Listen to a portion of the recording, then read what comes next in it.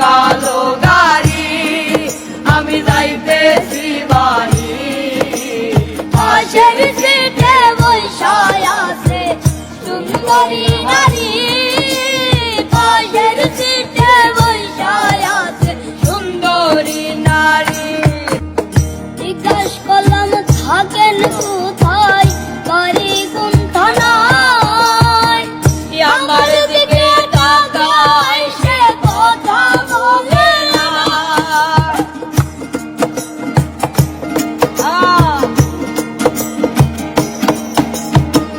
জিজ্ঞাস করলাম থাকেন কোথায়, বাড়ি কোন থানায়?